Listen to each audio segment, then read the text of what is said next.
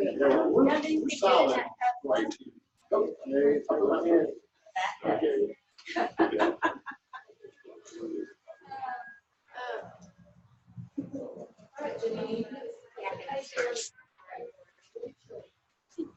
I don't know, it's awfully different.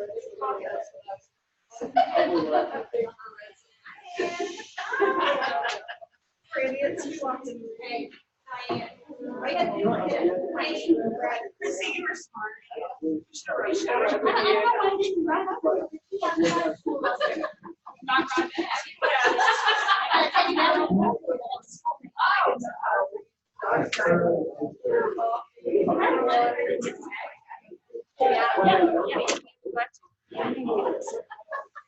Hey, everybody be sure you sign in, and then there's drinks and snacks up here, so feel free to get you something. Give it away.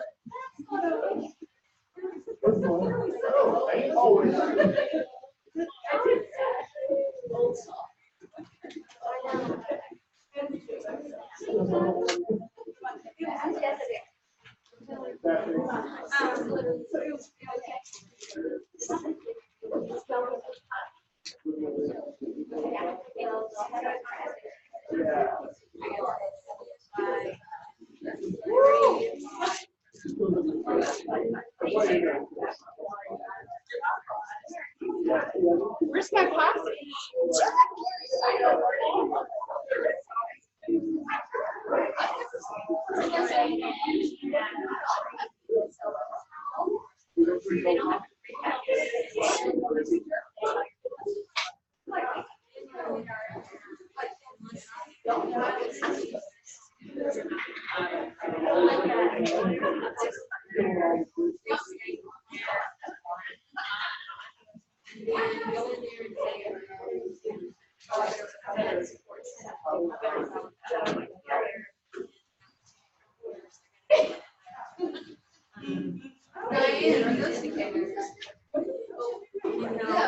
No, sorry. There's snacks. Okay, there's animal crackers. Oh, good. I can hear there's some. Okay. All right. Snack. Okay. The way I explain this, you know, when you look at the net, you have a little bit of that. Everybody wants to take care of it. You know, I think this program, you know, we talked about this, whether it's for that, but from these are driven from that. So, whatever. I'm not going to take you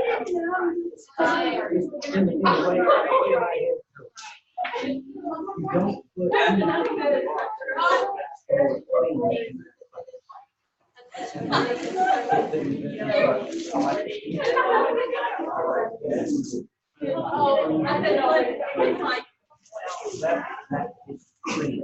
I don't know how long.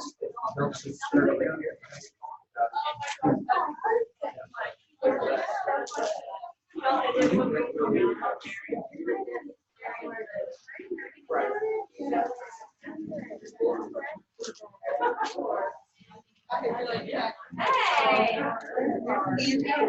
There is some candy in there.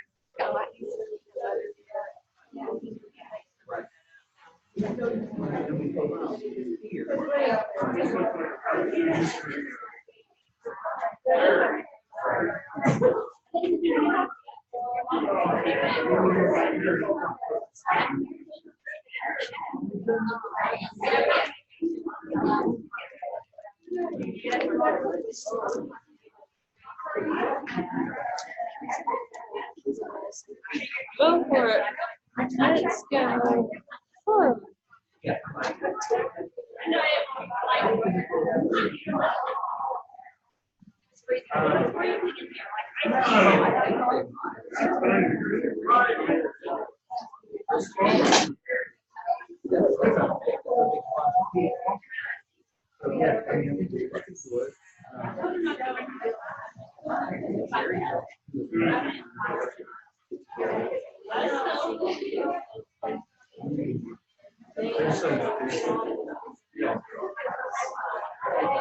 But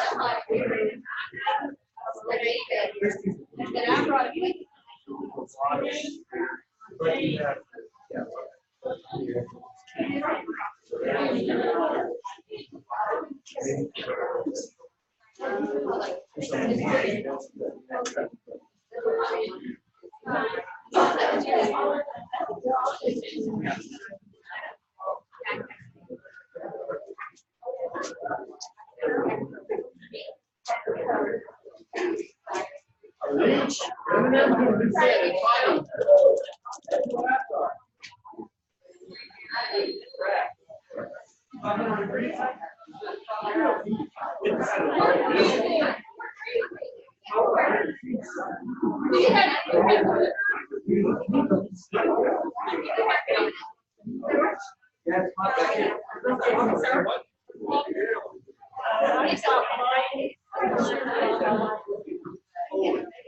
How are you?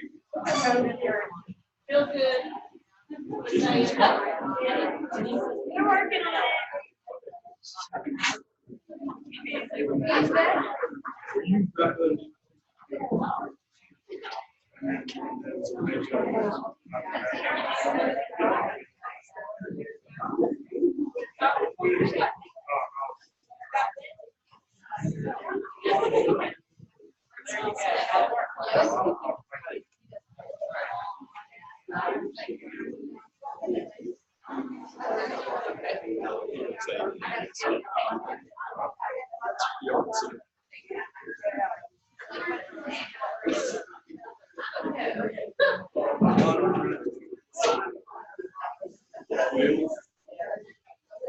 Yeah.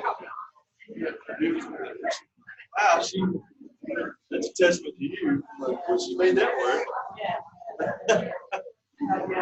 Did everybody get signed in? Snacks, No. drinks, and snacks? Well, that's awesome. That's really awesome. Thank you, sir. Yeah. Okay, I'm not going to take too much time because I know that BR gets bored very quickly and he will give me the look. Number one, thanks. Thank you so much. It's been an amazing week at Colorado State College. When I think about all the things that went on all sides of our house. We've had some major grant awards this week, and we received a $50,000 grant from USDA this week. We had some incredible moves forward. I don't want to steal too much thunder from anyone else. Through BR's leadership, we're going to move forward with fleet management. I've already got some calls from some of our neighbors who are wanting to find out how we're doing that. But interesting, I know a lot of you utilize our motor pool fleet for different things, and let's just be honest, that's kind of been an issue throughout the years. All that's going away. So we're going to have new vehicles in the motor pool. They're going to stay new. Working a deal with Enterprise again. Thank you, Brian Roberts, for that. But this is something that's life-changing for us because I don't know how many of us have been stranded on the side of the road, but literally, yeah, I almost died on the Weberfall Bridge one time. So this is a great day for Carl Albert. Yeah, thank you, Ray. When we think about all those things that are happening so quickly, numbers look great.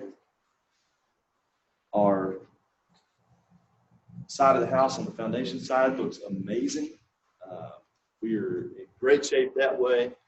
When we hear about what's going on with our presence in Oklahoma City, all of us that are going back and forth to the Capitol, our position, I don't know if it's ever been better in terms of how we're involved at the state system.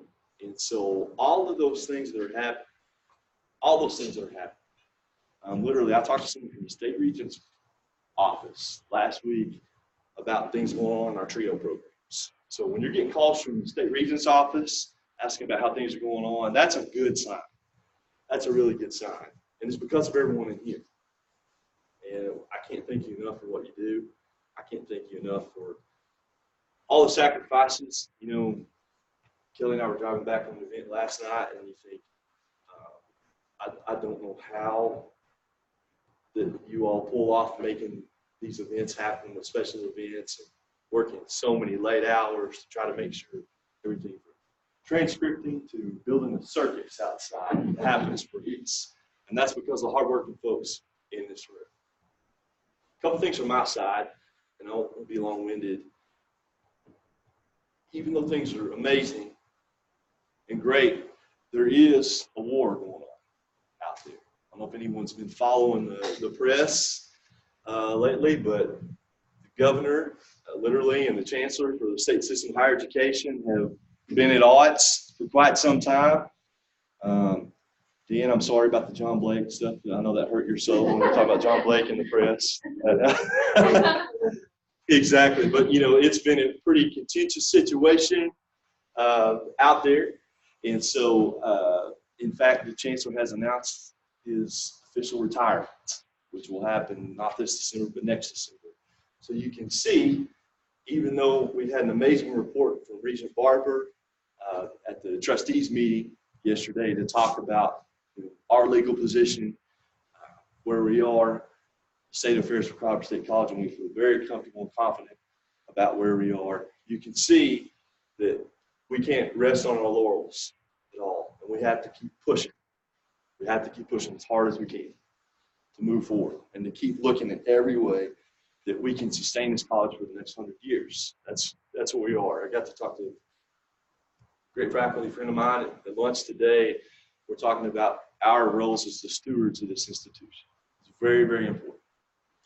And so I don't want anyone, even though we had an amazing year last year politically and crazy fight, and we're in great shape, I don't want anyone thinking that everything is great and nothing else is going to happen, because we have to stay firm.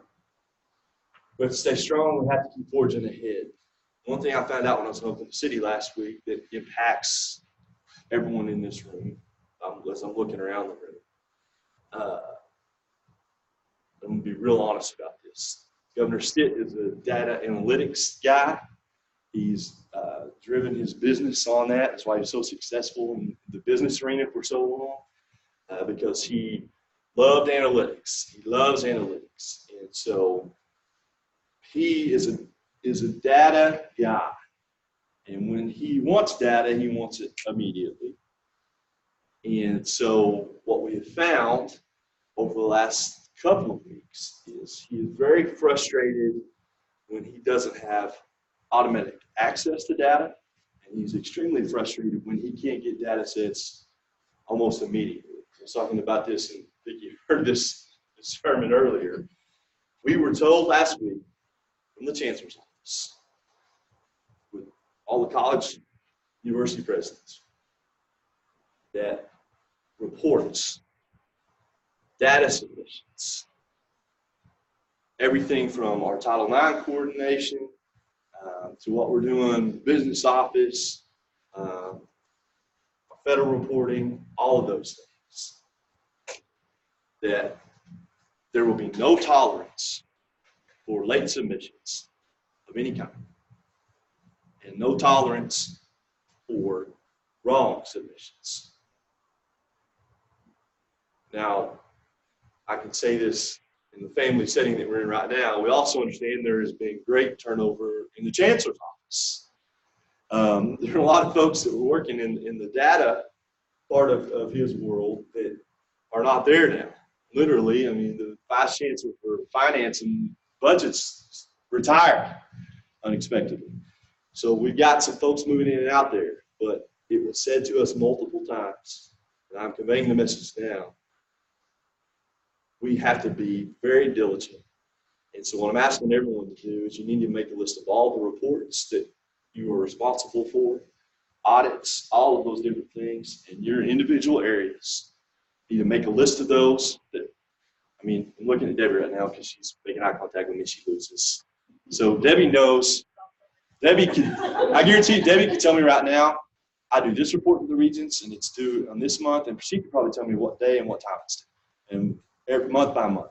So what we're all going to have to do is we're all going to have to make a list of those things. We started talking about this cabinet level at the end of last semester, but after last week, I understand folks that were very serious. No tolerance for late reports or incorrect reports. So I know that affects everyone in the room, literally. Jackie's thinking about Clary, everybody else is thinking about our ADA reports. You know what? That's when I'm losing eye contact earlier. That's the way it is. So that's what we're going to have to do and deal with. But we need to make a master list of all reports and hand those to your supervisors and cabinet level. We're going to have to get that master list done sooner than later. Message was received very loud and clearly. The other thing that I didn't mention earlier, because I figured it had already been covered, and I know we'll probably cover it again, but I'm sure, as all of you are well aware, our ERP system, which is the master, basically mainframe brain operation for our operations, is not working. It's not going to work. Basically, we made the report to the regents. If you recall from the State of College address, I told you that we're going to have to look very seriously at moving forward and transitioning. That time is now. So the folks that are not converting from PX, well, there's not any really left. Everybody is making the move. So I know how much you guys love conversions around here, and it's a very pleasant experience, Renee. We love conversions, but we have no choice. And I don't know if you're going to talk about this in a little bit, but basically what I wanted to say is if you also have some information about the deep dive and the vendors and those kinds of things, but I want to let you know that we just need to prepare for it because it's coming now. So those are the big things that we have, kind of house cleaning things that I have from my standpoint we found out in the last couple of weeks. Things look great for us. I feel great. I hope you all feel great. We've got an amazing crop of students on our campus. They're going to drive share to another grade, but they're incredible individuals. I was at an advisory council meeting this morning off campus, and I've got two of the vice presidents in the room with me right now, CFO and director of the foundation. And it makes you feel good when you're in an advisory council meeting that has nothing to do with Carl Albert and these things happen. I was told how much this community appreciates the collaboration we have with Career Tech and what we're doing on the faculty side. How we have an academic bridge for the first time, a literal academic bridge on the allied health side of things. And that was pointed out and bragged about by multiple stakeholders around the business. So our faculty are doing the right things. And I was also stopped when I was leaving that meeting by 3 different superintendents, high school superintendents, and said that they've never had a better working relationship with our state college than they do right now. So when you hear on the academic side of our house, the student service side of our house, those kinds of things, when you're not even involved in them, that's when you know it's a good morning. So that's a testament to all of you. I can't tell you how much I appreciate you, and it's an honor to serve every day with everyone. So thank you so much for what you do. Any questions for me? Like it's Friday afternoon, I'm done. All right. Okay, thanks.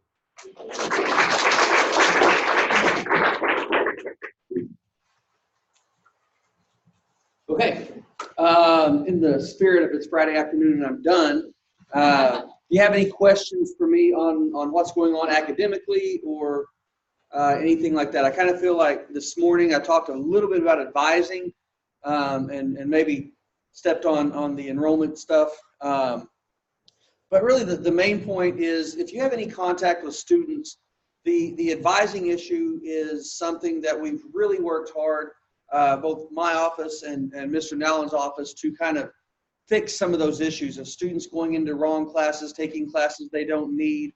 I still feel that most of those issues come from students advising and enrolling themselves. We have really made great strides this year to catch those incoming students and get them started on the right path.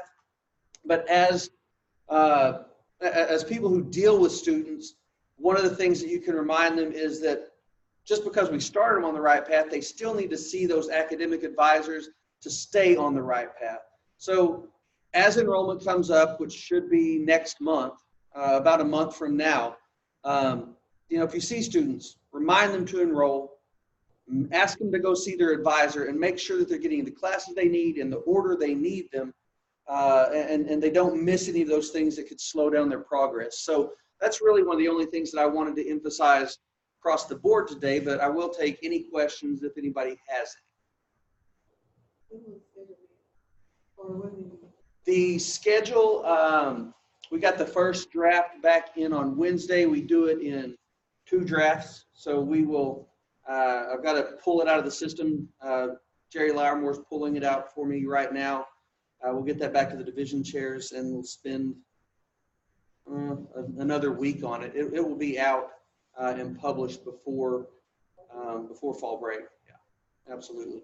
We'll try. We're going to open enrollment up when we come back from fall break, so I like to give them about a week to pore over it and ponder their fate before they come back.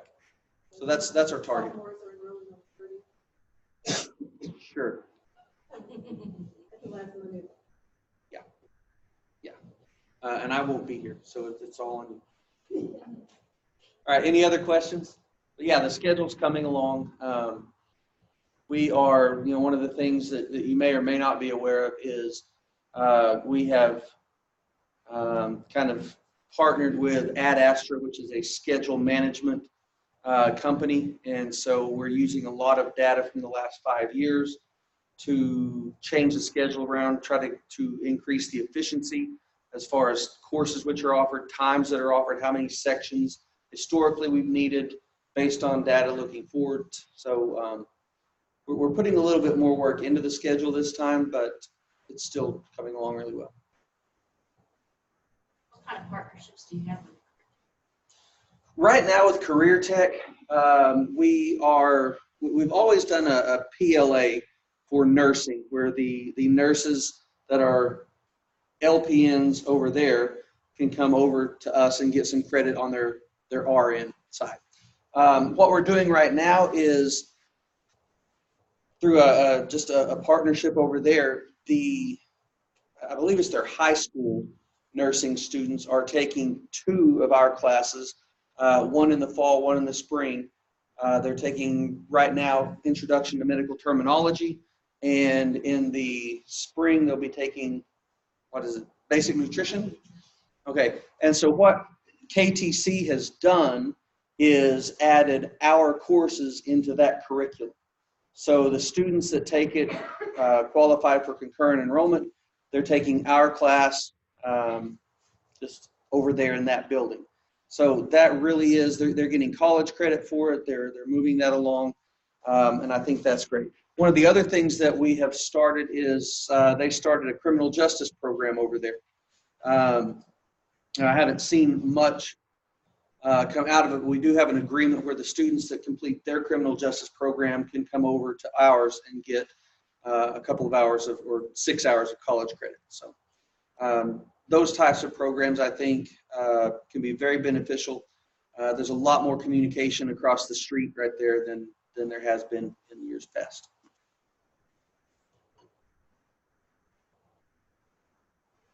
And I'm sitting down. Thank you.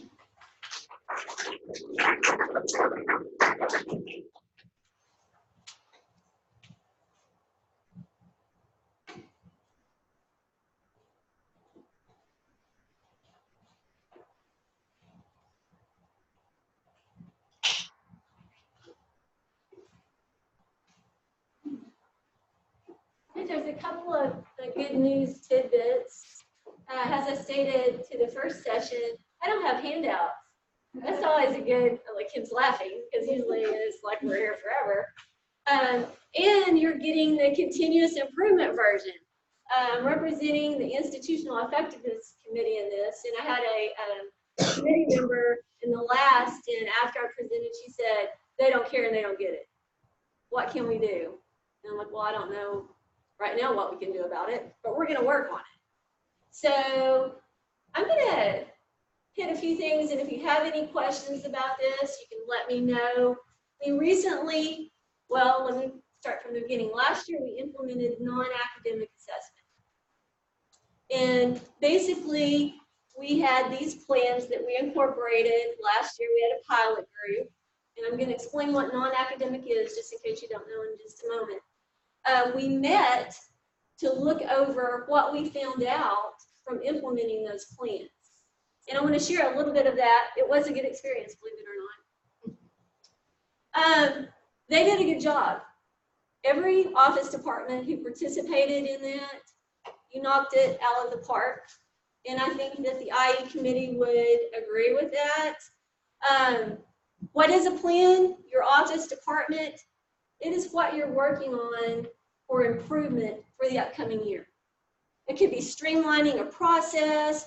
It could be anything that's critical. We're not asking you to tell us everything. Just go with a few crucial things that you are improving. Big or small, even the small things we saw had a huge impact. And you have an outcome. What's your end result? And hey, most of them, we did not meet our end result. But you know what? We learned a lot in that process, and we were able to share. And no one hit us over the head with a hammer. We weren't hanging out in the oval. We learned from that. So it's not punitive. You're writing your story for your department. This is our story of improvement. We're going to collect those, and then we're going to learn from that. At the meeting, we took all of those reports, and we kind of tried to connect it to the big picture. One thing we know we need to do is rebrand the word assessment, because we all think of torture. I mean, can you think of any other? I mean, like we're going to do that drip thing, tie you down. People think of more work. You're already doing this. We're just putting it in a structure that we all can understand. It's not that we're putting something on you that you're not already doing. And then we're reporting on it. And hey, guess what? We're going to meet some criteria for accreditation, but we're also going to learn from that. We only want to use the verb form, assess. And that's a yearly thing. You do it on the fly. They do it in the classroom. We're already doing it, as it's stated. And we do assessment. We do assess to make data-driven decisions. Because if you don't have data to back it, it's just an opinion. It's kind of what we've found. Assess this notoriety. So we have all this different kind of continuous improvement going on in campus and the academics and here and there. You don't know it, but all of you who contributed, you worked your plan, your staff's working your plan, you earned the assess this notoriety for last year. Because not only did you do a good job in all of those stages, you had solid plans, good reporting. Overall, you learned something from that. And not only did you make your institution better, I know that's hard to think of that your little bit counts, but it does. And in a moment, we're going to see we're all moving in the same direction. You've seen GOAT before in sports. Does anybody say be the GOAT? Okay, can we be the greatest of all time, all the time? No, but I've seen little moments, I think we all have during this experience. Some noteworthy people, when we piloted this, I got a group together and it's like, listen, you got to be the experiment and lead the others.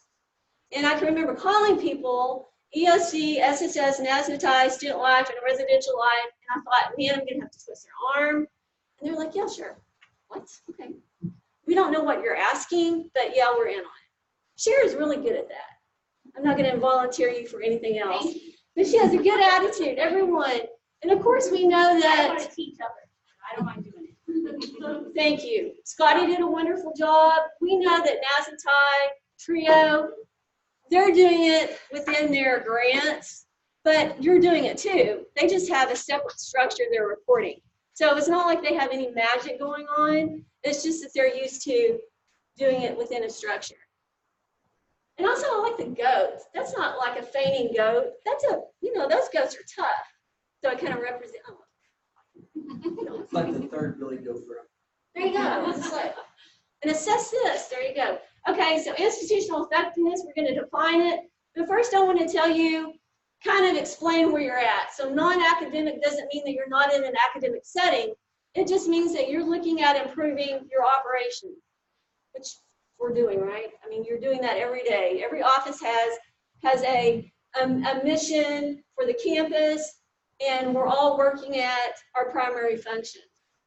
Co-curricular, some of you fall into that because for student service, you have meaningful learning with a group of students. And within co-curricular, it's learning outside of the classroom. You have some student learning outcomes. You want them to walk away with something aside from the code, right? I mean, a learning experience. And then you have the academic, and that's assessing, of course, what they're learning inside the classroom. And the whole point is not to make this torture, to do this as simply as we can to learn something from it. And once again, you're only assessing the most crucial. We don't want you to document your life, just the most crucial things. Does that make sense at all? Okay, institutional effectiveness is the effectiveness of the institution. It's that simple. Does that make sense? How effective are we doing? It's not punitive. Are we the greatest all the time? No. There are all points of improvement, and we heard some earlier. It's going on everywhere. Okay, IE is you. So you are institutional effectiveness. We are institutional effectiveness. Here you have Carl Albert without any clothes on. And yes, that IE committee member said, you got to get a better graphic. You're killing me here. But basically, it's to illustrate that Carl, he has a hand, he has a mouth, he has ears. They all make Carl work, right? And your office, your department, you're all part of the bigger picture. And you have clothes on. So it's even better. Okay, so the end of the year reporting. We looked at those results and we identified some big takeaways from that. How can we improve what we're doing? And once again, they said, even though we didn't hit our mark, meet our outcome, we learned something. And then it prompted something else. Here are the big picture connections. A lot of the plans fell under enrollment. A lot of the plans fell under retention. We had some under security of campus and information. We had some under institutional financial stability, very important. Human resources and training, you're doing that right now. Efficiency, effectiveness of services, and being convenient with those. Streamlining, I've heard a lot about that. Didn't maintenance put their streamline that and put it online? I saw that in their plan. Okay, they're trying to make it more convenient for all stakeholders. And I was reading in there, did they have a hiccup? Yeah, more awareness. Hey, but if it's streamlining, that's all. I mean, okay, we'll make the process more aware. We'll fix what we have, but at least we started at a point. Student success, transfer, and then co-curricular support.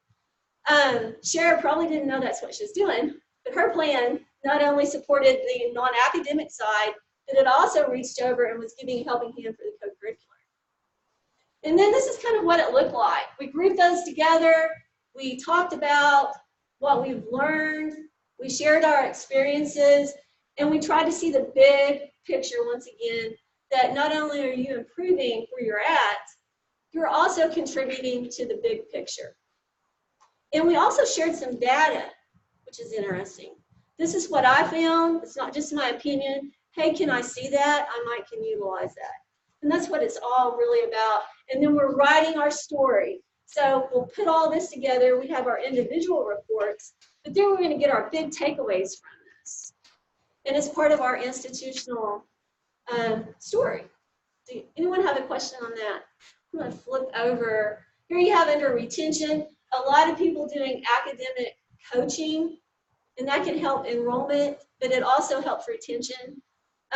Just doing different things to improve their primary functions. And even the most minute thing can make a huge impact. Anyone have any questions or? All right, that's all I have.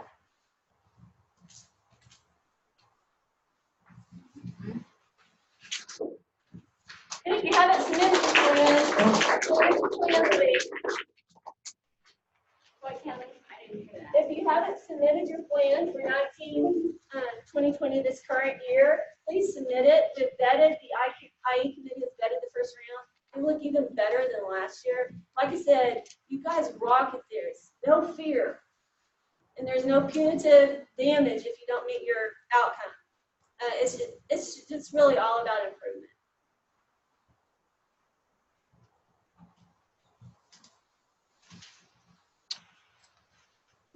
last year I started the presentation off by talking about paper POs versus electronic requisitions.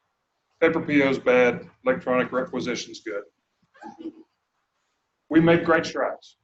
There are still the occasion where the paper PO is the only way to do it. And we understand that, but we still want to continue to make efforts towards the electronic requisition being even more than it currently is. When that requisition gets done ahead of time, it makes it easier for the vendor to put the PO number actually on the invoice. If the PO number is on the invoice, that makes it easier for my people to match up, and then that way the bill gets paid faster. Once the item has been received or the service has been rendered, whether it's a packing slip for the item or just an email for the service, if you will let the business office know that the service has happened or the item has been received, then we can pay the bill, and then that way those people won't yell at you or me or anyone else. When you come pick up the Walmart card or the credit card, bring your PO number with you. That will make it so much easier to match things up after the fact, and all these little slips of papers from Walmart will not be left astray. The last thing I've got about, blanket requisitions used to be the only way things got done. We're not as fond of blanket requisitions as we once were, and only in limited circumstances do we want to do blanket requisitions. And then travel. Travel should be approved prior to the travel occurring, not after. We have a problem with insurance if the travel is not approved ahead of time. So getting your travel approved before it happens is always the best bet. Okay. Next Tuesday in this room will be the live demonstration of a software program. I'm not going to say the software program because it can always change. It is the one that we're leaning towards today. They're going to be here all day. I don't think I see anybody in this room that is not affected in some way by our ERP. The 8:30 to 9:30 session is for everybody, and I think you got an email that reflected the different schedules throughout the day where the different programs are going to be demonstrated. Come to one, come to anything that you think affects you, as long as there's somebody else in your office to keep your office open. Ask questions, ask hard questions. If you don't understand what's happening, ask them to explain it to you. This is our one shot to find out if this is going to work for us. We hope it works for us. It works for other colleges. It's working in Weatherford right now. It's working in Durant right now. There are a lot of schools that are going to this piece of software because it does work and it does do what we believe we need it to do. Questions? Yes. If for instance, your department goes to the bookstore every week, you may want to do, you may think that you want to do a blanket PO and it's for $500 and you charge $20 at a time until that $500 is used up. So that is an example that we will accept because we know the people in the bookstore and they'll keep up with the paperwork and whatever. Blanket POs on a regular daily basis are just not what we like. You're going to go ahead and do them like post office because we have mailings every month. We're going to go ahead and do our stuff. Those are the things that are included and acceptable. Yes. Yeah. So Brian, with blanket POs, do we need approval for it? We can still do them just with what we select or some of the business offices for them? That will be approved during the approval process. And if it for some reason gets declined, then we'll go about it a different direction.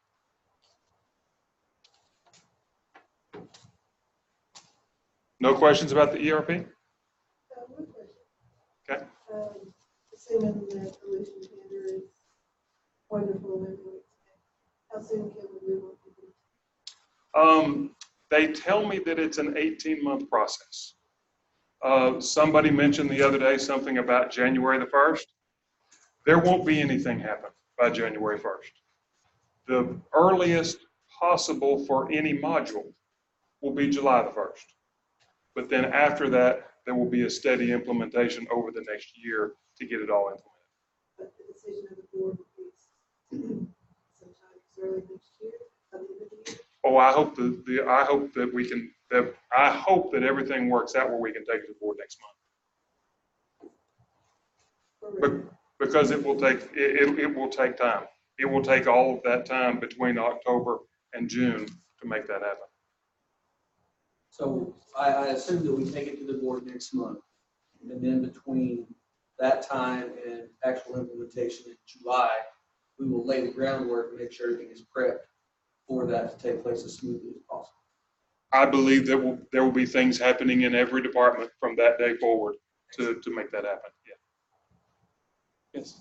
I would just like a little bit of clarification as to what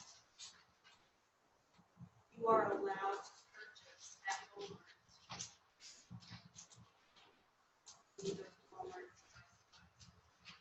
Because I've heard different things. We're not allowed to do this. We aren't allowed to do that. So I think there's some confusion. Okay. The state of Oklahoma does not like food. Okay. They don't believe that anyone should ever eat on the state dime. Okay. It used to be different. I understand that it used to be different, and I understand that if it wasn't E&G money and if it was auxiliary money, that has become taboo. So, Mainly referring to like product. You want to do that? I mean, she's saying Walmart, but it's an across the board thing, it's statute driven. So it doesn't even just apply to Walmart, it applies to Office Depot or anywhere else you go. It's your job determines what you're able to buy. If you are a student services person like Shara over there, you get to buy stuff for students because we're a higher ed institution. She gets a little more leniency. If you're the janitorial service, you get to buy your cleaning stuff. The business office cannot go to Walmart and buy our own Germex or our own handy wipes because we want a specific kind, or Kleenexes for our office, or any of that kind of stuff, because that's our personal use stuff and the state doesn't allow that. What it goes back to remembering is we are a government institution. So You're based on tax dollars. tax dollars, yeah. You have your budget. I mean, I know that in my budget, I have for supplies, each of my division chairs has a supply budget. They open something over in the bookstore, but that doesn't mean that when they open that PO, that the faculty members can go over there and buy T-shirts, or Coffee or pop or anything else. Right, they are going to buy staples and paper clips and ink pens and dry erase markers. If I don't like the furniture in my office, I can't get the Walmart card and go down and buy a couple of new chairs. That's a completely different area. So we have to look at what we are budgeted for and kind of what our purview is and what we're doing in that office. Essentially, is it kind of like us as parents, we supply the school with school supplies because they don't have it within their budget. Like I had to buy Clorox wipes, Kleenex, all that stuff to help school. So essentially, that's kind of what we're doing here too, is that we just have to supply ourselves. If you're looking at it wrong, because we have a janitorial department. But they're saying that they can't give us those supplies. What specifically, or what are you wanting? Well, I'm just saying that, we've asked for Lysol wipes, Clorox wipes, German. I think that would be something you'd have to bring on your own. I mean, that's not, Well, we okay, don't have a janitorial closet full of Clorox wipes, right? Right, but are you using this one to clean, like your, the okay, but we have entire students that are coming in there, they're like stuff, I can see some of the, the same thing too, because of, the you have students coming in and stuff. I don't know that if that falls in the janitorial department should be cleaning your area, Right, I mean, that kind of that's stuff. what they're doing. I'm getting different signals from the janitorial. I am not there anymore, so I don't know what the situation is at hand, but we're being told that we can't have anything to essentially clean our offices, and so we're out of our pocket. Send me an email and let me address it. We have been given those little napkins, the little thicker napkins and the regular napkins. We never had a problem getting them, even from Mr. Wayne or to me. And we have a bottle of solution that they refill for us. That's what we use, and it's good for all. It's a disinfectant, so. I know what it is, and it will not kill the viruses, it will not kill any of that stuff. Just saying.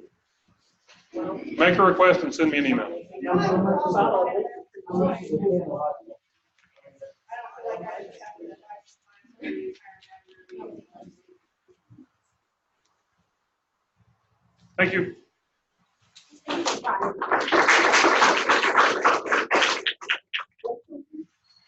What? It's me. What are you doing, Rachel? Rachel's actually helping us through. And I would have been here this morning. I wish I could, but as the president said, this is about relationships. And Jess and Deanne and Kirsten and myself and several from Sequoia County campus or Southside campus, we're meeting with about 10 high school counselors that love us. I'm just going to be honest with you. So a lot of people do. Well, it's not about me. And I'm glad you said that, because nothing is about me. This is about Carl Albert, and you're selfish and I'm not. So anyway, what else do you want to know? Okay, a year ago when I was here, I didn't know much about you, and you didn't know much about me, and we probably wondered why in the world I got up and said things about relationships and about growing enrollment so that we could pay our people more. And I've lived in that world. I lived in that world at NSU to the point of the president used to get up in front of the entire university, faculty, staff, everybody, and say, if you all get a raise or not depends on Bill Nellen and his enrollment management staff. So, and sometimes it worked. It worked pretty well there. And I feel like we have such great people here. We have such positive momentum and things going on here that we deserve, and people work here because they want to work here. It's not because you get rich, and I know we'd all love to have more money, and hopefully we can do those things. But I say all that to say there's a lot of positive news, and let me start with enrollment. The last several years, enrollment has declined, and I can tell you that the numbers are in, so to speak.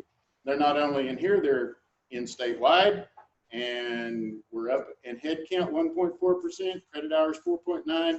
Here's the two that I'm most proud of, because the thing that we talked about was you have to start building a foundation, and the foundation is concurrent students and first-time freshmen, okay? So for this year with concurrent students, we are up 148 students, which is 46% compared to last year. You look at the statewide chart, we're number one by far. Other schools, several of them are up because concurrent has all changed somewhat, but other than one school that had like 8 and they have 28 or something like that. I don't count that as real, so to speak. First-time freshmen, we're up 117, which is 33%. Statewide, look at the list. Who's at the top? Carl Albert, okay? So we're headed in the right direction. Now the thing is, what do we do to keep these students? And the reason our overall enrollment is not up more is because as enrollment declines every year, you have less and less continuing students. Does that make sense? And then if you lose X amount of those continuing students, you don't have as many bodies here. And when you add the concurrence and you add the first-time freshmen in, it kept us barely ahead. But so retention, and that's what Rachel talked about today was advisement. We have added, thanks to Brian Roberts and the cabinet, we have added, and Dr. Willis talked about this, and it's a partnership that we're working together. We didn't have any people that were advisors. We had recruiters that advised in front level. I mean, and everybody kind of was an advisor, not necessarily fully trained in advisement, which is another thing we are working on. But we have 4 advisors now. We have 3 here on campus and 1 in Sallisaw. We now are over orientation, and in our orientation program, we have not only them teaching the class, and all first-time freshmen are required to take orientation. It's no longer continuing students because Dr. Willis has added the library and the financial literacy, which is a great class that I wish everybody took. Anyway, it'd be good for all of us to have. We have peer instructors in those classes, 2 current students, ambassadors that are in there. Because I promise you, students react better and work better with current students. And Kylie, you can shake your head and say anything you want to say because she's one of our wonderful advisors. Great team of 3 people. We did all freshman enrollment sessions. All freshmen, first-time freshmen, had to come to campus, go through an enrollment session. We have parent sessions that Jess and several of us, a lot of positive feedback on that. Once again, it's about relationships. We had our meeting the other day with the LaFleur County, or this campus counselors, 20 counselors, okay? And these people really like it because we talk to these people. We're doing things for these people. Sequoia County, I don't know if you know about the initiative. Get to brag on Mandy because our foundation is awesome. I swear Mandy has a money tree, and I'm not going to ask her where it is, but I just know that when I ask for money, it amazingly shows up. I don't know if BR has anything to do with that or not. Probably not, but Mandy's really nice about giving money. But we started an initiative a year ago in Sequoia County to get some people to raise money and donate money for $250,000 to do several things in Sequoia County. We put Zoom carts. Number one, we have Zoom carts in about 19, close to 19 schools now. And I promise you, I get emails and phone calls, or somebody else does every day, because everybody wants a Zoom cart, even people outside of our area, to deliver more access for concurrent enrollment. Drives Dr. Willis crazy because they're trying to schedule it all, but he and the faculty, who are also wonderful because they teach here because they want to teach, and it's a good thing for us. So we have the Zoom carts. We put in Sequoia County, we put Chromebooks with charging carts in all of these schools, which you thought we would have given them $1 million, and you go deliver those things and they just love you every time that you do that. We have a state-of-the-art classroom at Sallisaw High School where we teach in person. Sallisaw's concurrent enrollment went from 38 students to almost 80 students in one semester. A lot of positive things going on that we are building upon. So recruitment from that side, number one, everybody's a recruiter. Everybody's an enrollment management specialist because you can recruit students and you can do things that either keep or help to send students going the other direction. And we're all in this together, and we have so much positive momentum going on, and we have good people. There's only one person at this place that I don't like. I'm kidding. I was going to say you, yeah. But I tolerate him, and that's the whole thing. He's okay on Wednesdays. I mean, that's usually his better day, but I just, if we work together, you know, it's like the new lease on vehicles, you know, and we've talked about this at the cabinet level. We ought to be proud of who we are because we're really good. We're the #1 community college, and that's a big deal. I don't know if you know, and people at the state level recognize those things. With our concurrent enrollment, our Zoom cards, you don't think, well, the state is having concurrent enrollment meetings. Yesterday, Jess and Kirsten went to one of them where the regents come in and schools come in, and we talk about what we're doing, and everybody's just going, oh my goodness, that's a good idea. And everybody's fighting for concurrent enrollment students because those, you hope, transition into first-time freshmen. Let me give you a stat. The institution that I also love and worked at for 30 years, our highest enrollment was 9,528 students. NSU's enrollment this semester, fall to fall, after about an 8 or 9 year period, is 7,400 and some odd students. They've lost 2,100 students. First-time freshmen, the highest we had was 1,258. They barely have 700 first-time freshmen. So if you don't think these, and it's not just them, but that's an extreme example, if you don't think these schools are battling and fighting, and especially now that concurrent enrollment is being fully funded by the state for seniors for 18 hours and even juniors up to 9 hours, because before the 4 years didn't want to play because they didn't get enough money on their tuition reimbursement. Now they get all their tuition reimbursed, and all it is a fees game. It's our fees compared to their fees. And suddenly TCC's mad at NSU because NSU is trying to go into TCC's territory, and this one's going into, it's going to be an all-out warfare because everybody wants, the student numbers graduating are going down, some of the college rates are going down, so it's a battle for these students. So we're ahead of the game. Our deal is to stay ahead of the game and to really work hard on once students get here.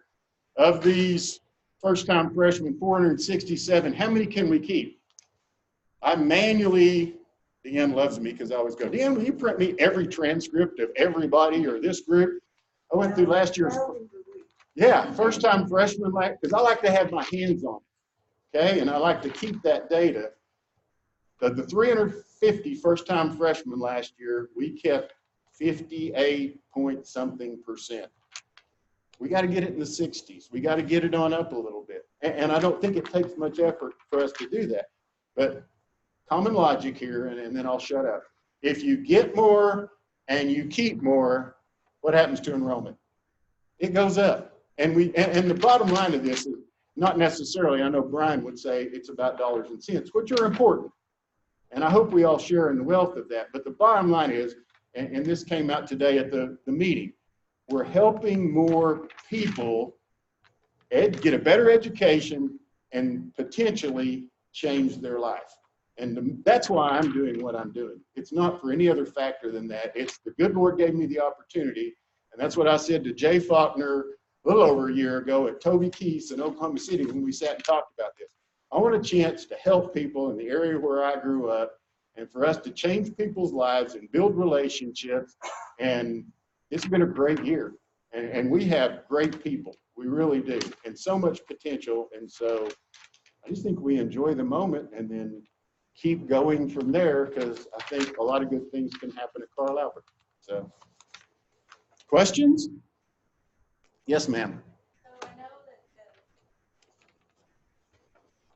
that term you used, but the tuition waivers, do concurrent waivers count toward our waiver percentage? 3.5%? No. Now, the ones for juniors that we used to give that weren't reimbursed do not, they did count against it. Well, now they're supposedly going to fund up to 9 hours of juniors.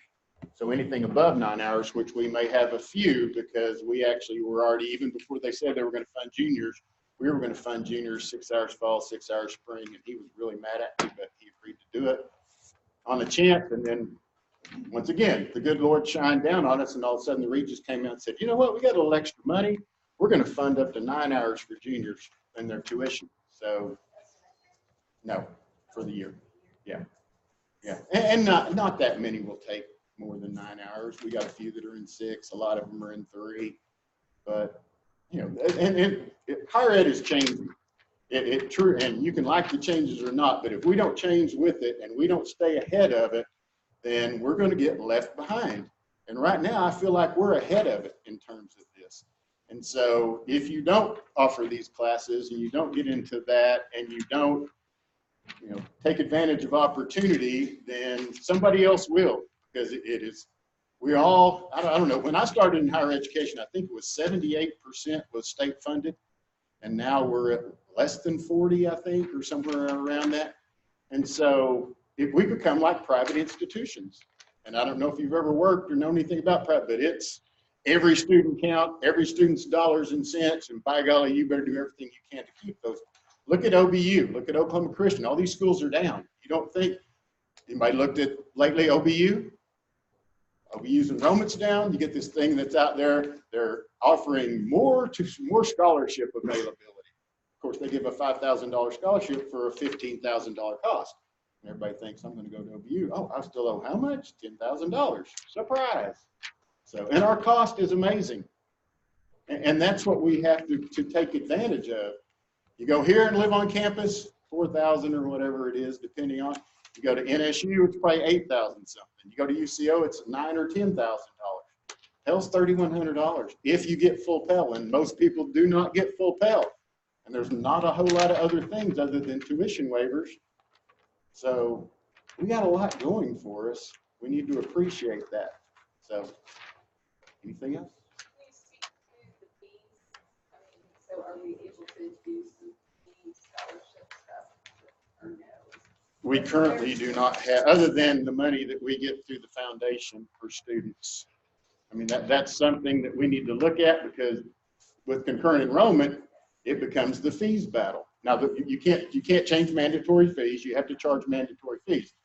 The other fees, and this is one I think we need to look at, because I envision this is going to happen.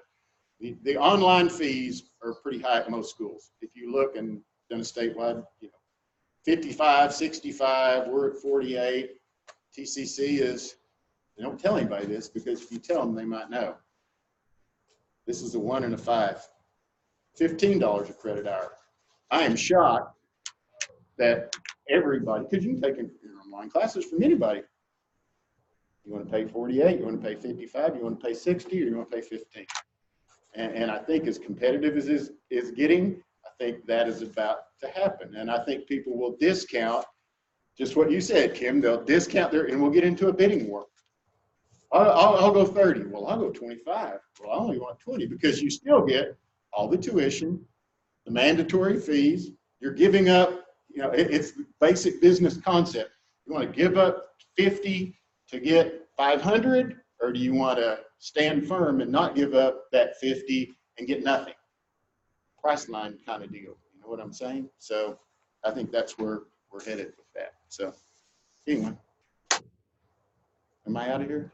Am I done? Am I fired? No. Okay.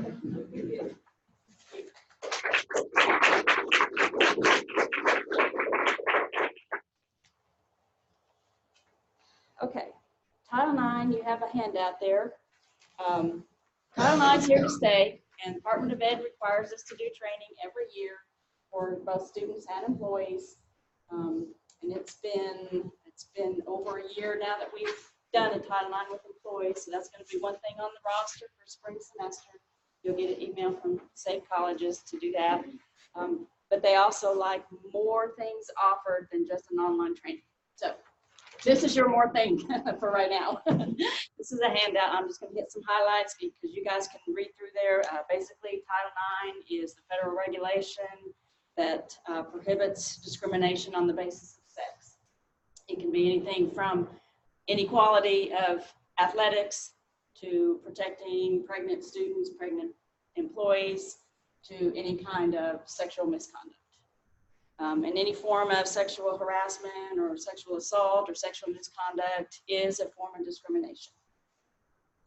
There's 4 requirements of the Title IX for all institutions. The first one is to stop the harassment. The second one is to prevent its reoccurrence. The third one is to remedy the effects. And the fourth one is to prevent retaliation. So those are the 4 main areas. And then just to brush up on your sexual harassment training, there's 2 forms of sexual harassment. The first one is the quid pro quo. That's the, you do something for me, I'll do something for you. So that's one form. The other one is the hostile environment. And there's a whole bunch of different things that fall under that umbrella. Be anything from somebody hanging a calendar on an office wall of scantily clad females or scantily clad males. That could be creating a hostile environment. But there's 2 areas that are looked at. It could be a subjective case, or, I mean, you look at the subjective side, you look at the objective side. The subjective side is, that refers to the individual's perspective, their personal feeling, their belief on the given matter. You know, all of us are a product of our life experiences, how we were raised, how we've been trained, that kind of thing. And so something that might offend Mandy or feel like she's threatened in some way may not faze me at all, because I don't have the same life experience that she does. So that's one of the measurements. And then the objective are the actual truths. Okay, it doesn't matter what her background is and what my background is, rape is wrong, period. Okay, that's more of the objective. So we look at those, and then we look at how sufficiently severe it is, how pervasive it is, or how persistent it is. So those are the things that we look at when we have a claim that comes in about somebody being, they feel like they've been discriminated based on their sex. So those are the things that we kind of look at and weigh and try to determine if that event that took place does create a hostile environment. And then it's always our campus police that if we have determined a hostile environment, then our campus police are usually involved in that because we have to give notices and stuff like that. So what do you do as staff members? You know, you listen. If somebody comes to you with a complaint or concern, the most important thing is to get people help, and we want to make them feel like they are being heard. So just point them in the right direction. If it's a case of discrimination based on sex, you'll refer them to myself or Randy Graves or campus police. We all work together to address these issues with our students. If it's an employee issue, then we set it up a little bit differently. But the main thing is the way we usually handle it is we send out a pack. If we learn that somebody may have been a victim, we send them a packet out that tells them what Title IX is, what their rights are, what the resources are that we have available to them that can help them. And of course, we invite them to come in and talk to us so we can help them work through it. We don't ever force anybody to come in. If it's something that they don't want to participate in and they say, you know, I don't want to file any kind of complaint, I just want somebody to know, then we are still under the obligation to try to determine what happened and remedy its effects the best that we can. And then if it is a formal complaint, then we go through the whole process of an investigation. The investigation goes to a hearing committee. The hearing committee looks at the investigation report. They call the complainant in, the respondent in, any witnesses. That's kind of the process. And then the committee makes the recommendation as to what action to take to resolve that and work that through. So that's kind of where we stand. We have interim measures we can put in place. If a student feels like they're being stopped by another student and they have a class together, then we can change that class schedule so that they don't have class together. If somebody feels like they're being harassed by another one or stalked, we can put a no contact order in place where they can't contact each other. They have to stay away from each other as much as possible. We're a small campus, but we can still initiate that as much as possible. So there's certain things that we can do to kind of help remedy the situation. Any questions on Title IX? Okay. The next thing I want to address is the drug-free school policy. Should have had one of these brochures come to you in the mail in July. Randy Graves sent them out. I have some extras up here, so if you didn't get it and want to take a bigger copy, you can. In spite of the legislation that was passed to legalize medical marijuana in the state of Oklahoma, that didn't change our policy any. We still receive federal funds into this college, and it is still a federal offense.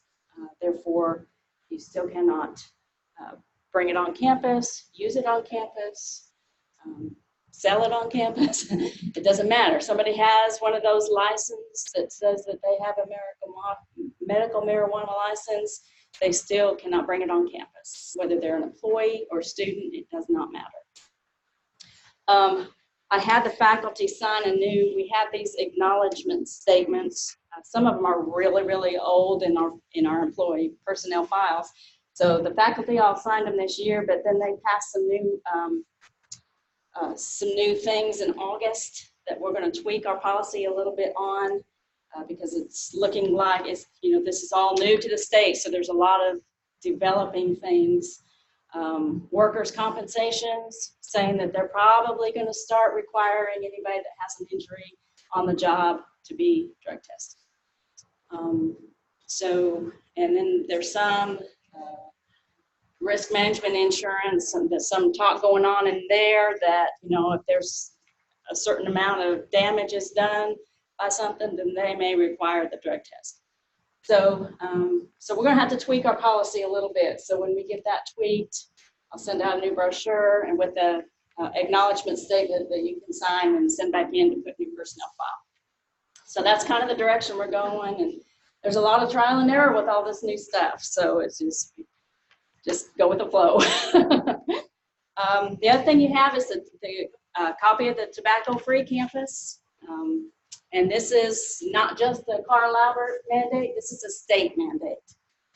No smoking, no tobacco, no vaping on any public property, at any public properties event, that kind of thing.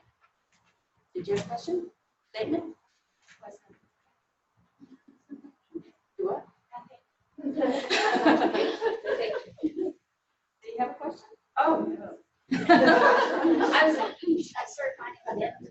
That's what I was saying. Oh. I was just. You weren't supposed to. Okay, any question on the tobacco-free campus policy? Okay.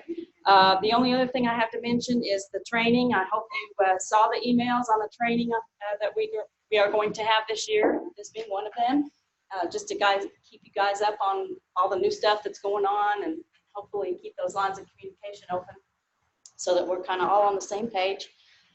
So the federal regulation for OSHA standards and stuff require us to train every year on bloodborne pathogens and the HASCOM stuff. So last year, you all did the PowerPoints, those that were here, did the PowerPoints on the Bike Connect. This year, we're going through Safe Colleges on that. So you'll be receiving an email in the next couple weeks inviting you to click on the link and start your training. So if you see one for the training for the HASCOM and the bloodborne pathogens, that's what we're going to be doing that one in the fall. And then in the spring, we're going to do the Title IX, violence against women, sexual harassment stuff for the spring. That one also is a federal regulation that we do that training. And then this semester we have, NASNETI is providing some professional development trainings. So that should be in your email also. So check that out. If there's a training there, then these are set up on Zoom. So you can sit there at your computer and tap into it and listen to it while you're doing something else if you want to. But check those out, and if you want to attend one of those, I'm not saying attend by sitting at your computer, let Mickey know so she can send you the link that you need for that particular one. I think that's all I have. Do you guys have any questions on any of that stuff? No questions? Any questions on any policy and procedure processes or anything? Okay, well then we have about an 18-minute break, and our guest speaker, motivational speaker, will start at 3 o'clock. Feel free to come get you a snack and drink, and make sure you sign in.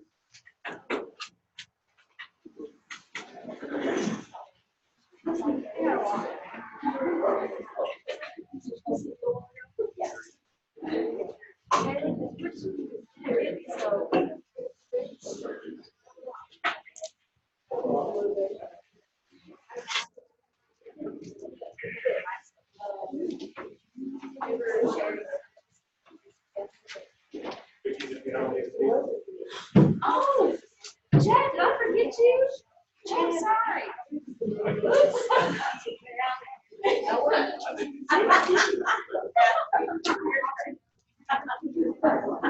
Yes, sir. Sorry, you guys. You don't have an 18. Yeah.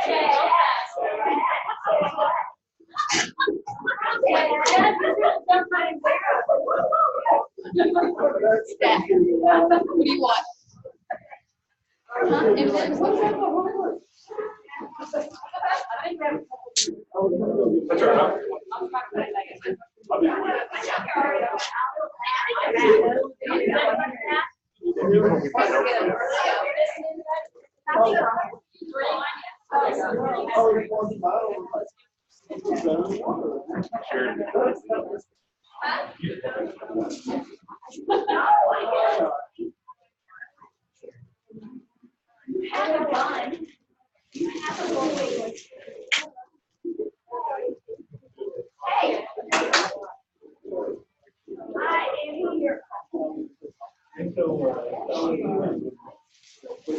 Oh, that little guy.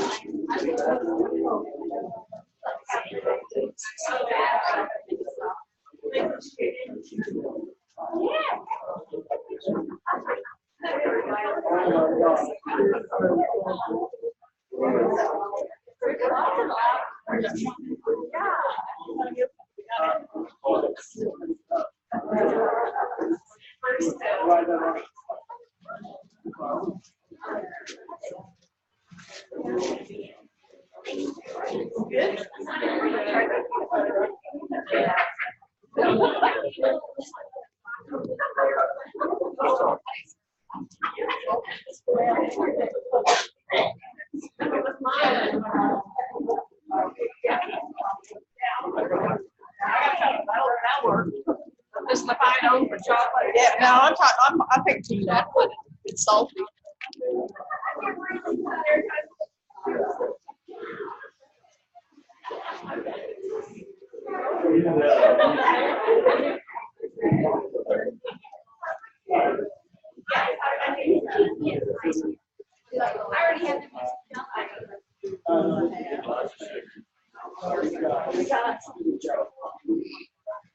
I don't care. I really don't. It's crap.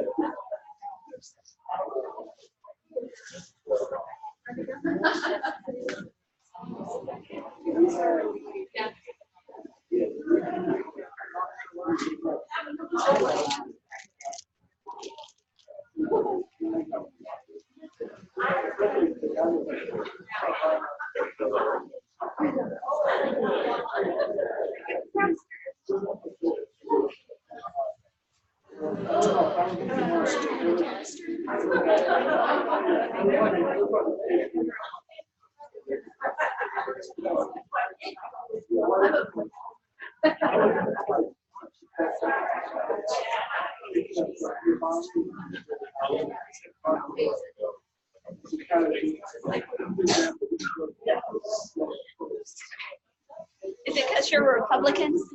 I mean, I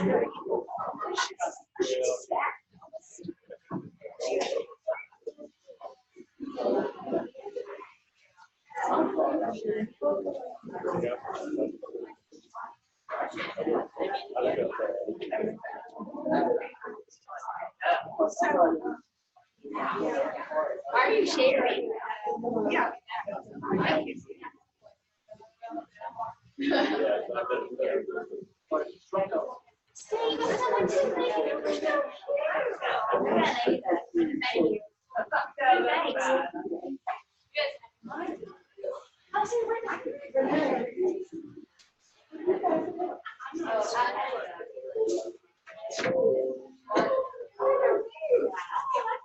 Do we have everybody back?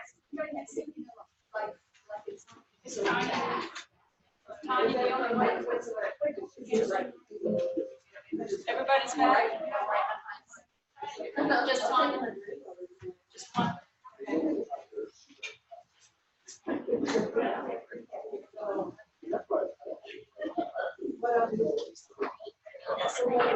It's grateful that early this morning. Okay. How are you doing?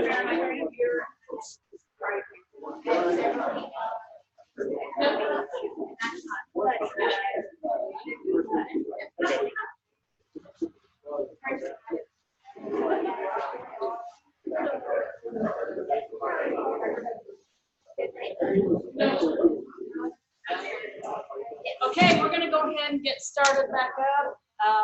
I accidentally left Chad off, so I'm going to give him his time now. and then we'll go into the speaker. So if you need to get a little snack, run up and get one. And I'm going to go ahead and turn it over to Chad. Okay, so I sent out an email to the faculty, and you all will be getting an email pretty soon about ALICE training. I know a lot of you have gone through ALICE training. Some of the faculty members kind of pushed back saying, hey, I've already been through ALICE. This is mandatory and everybody has to go through it, okay? So there'll be an email, there'll be a link. Faculty's going to go through on that day. We have 5 sessions set up right now, one at Sal's Hall for September 27th.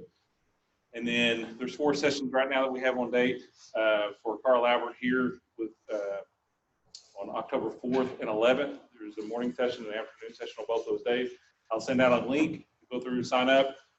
We can only have about 20 to 25 employees go through each session. So if we get over 25, you don't make it in one of those sessions, don't worry, we're going to get some more dates and everybody's going to go through it. It's going to be mandatory through everybody to go through it. And when I say that, I mean everybody has to go through it at some point, okay? I plan throughout the academic year to have every employee go through ALICE training, and then we'd be able to go back to each area, each office, and set up a plan detailed for each individual or all the individuals in the offices by the end of the academic year. I don't know how long it will really take. I don't want to give a date and we don't meet that and we go on. But what sparked that is the president was gracious enough to be able to find some money, and we purchased night locks, okay? These night locks are on classroom doors. You see them over here, they're mounted to the doors, to the floor. The plan is to be able to get those for all of our offices that can have them. Not all offices can have them. Obviously, we can't put them on a glass door like this out here. Financial aid is going to be a little difficult, the LRC, places like that. But the individual offices inside there, hopefully we can get the night lock put on them. And this will just be another layer of security that we can try to keep someone out in case we go through a critical incident like an active shooter or something like that. We also purchased Stop the Bleed kits. These they have been deployed across campus where our first aid kits are, which brought up a question this morning, which I don't have that information yet, but I do have it in my office. I'll send that out also. Nobody knows where our first aid kits are apparently, but these are with our first aid kits. These are a triage for in case we have some, I'll tell you, okay, so when I found out that nobody knew where their first aid kits were in this building, I went upstairs on the 2nd floor, and the last time it had been checked off was on August of 1998. So we need to look at getting new first aid kits apparently. So that's all something else that's in a different realm of issue, but we have these. hopefully we never have to use them, but inside of them, there's a halo seal, so if it's a big gaping wound, use the halo seal on that. There's gauze, there's gloves, there's shears in here, and a tourniquet. Hopefully we never have to use those. So like I said, I'll send out a link in a little bit in your email. If you want to sign up for one of the 2 sessions, either the 4th or the 11th, or one of the 4 sessions on the 4th or the 11th, sign up. And if we have too many, we'll let you know to try to get you another session. But hopefully we'll have some more dates, maybe in November or going into January, February of next year, so we can get everybody through it. So, anybody have any questions? We got to get the first aid kits fixed. That's not my deal. Yes, ma'am. We do know where ours is located, but there's supplies that we probably could replenish. Yes. Will you send us an inventory? Kristen McConnell is actually the one that's been having her students go through that, check all those. I don't know what had happened with the one upstairs here. I know that a lot of them have been checked and not. What did we put here? We put 25 of these across campus here. So if you have a first aid kit, this should be there. But when it comes just to first aid kit, I mean, I can try to help and coordinate with Chrissy so we can get those Band-Aids and whatever it is we need in their first aid supplies. Because I think some of them have, some of them have like old medicines, aspirins and stuff like that in it. And so those need to be replenished. So. Now, the stock, do we know how to administer the halos? Those are just, the halo seals is just like, you just take it out and just stick it on somebody instead of adhesive back. It wouldn't take very much training. Jackie volunteered earlier, I think, to do some tourniquet training. At least I've only told him just now, however you want to say it. The tourniquets are pretty simple to use. I mean, we can go on YouTube and pull up YouTube videos and everybody can kind of learn. It's not something I think that we need to have, a doctor or an MD style of degree to learn how to use this stuff. It's going to be pretty crude if we have to go through one of these incidents. We're going to do whatever we can to stop the bleeding the fastest we can. It may not look pretty, but as long as it's effective. And that's kind of where we're going with this. If something needs to be deployed, we need to use it, we'll use it. If it's not totally correct, as long as we get somewhat useful, to the best we can to stop the bleeding, I think we're going to be okay with that. But if we need to have training, yes, we can try to get somebody, maybe Jackie, if we see that he's going through some training with that, maybe we can get him to do that. If not, we can get a hold of someone to do some more training. If we have to get a hold of somebody like from EMS to come in and do that, maybe we can do it. Oh, great, Tanya, now I got to start all over. We waited all that time. Yeah. So, anybody else have any other questions? We good? I knew it. Chad, have you ever thought about doing a gun safety? Well, I'm not an NRA. I'm not an NRA firearms instructor or a CLEAT firearms instructor, so we haven't done anything like that. We do have accessibility to NRA instructors and CLEAT instructors. We might be able to do something where we could set something up like that, but we'd have to have a range and make sure we had safety things in order, and it could cost us some money to be able to do that. Not that I'm worried about spending money. It's not my money. It's somebody else's, right? So, if you're worried about, or not just you, I don't want to say that, but if we're worried about gun safety, if you want to go through our training simulator, we can go through it, and it would help. We have a lot of fun shooting on that thing. If you've not been over there, it's a lot of fun to go through.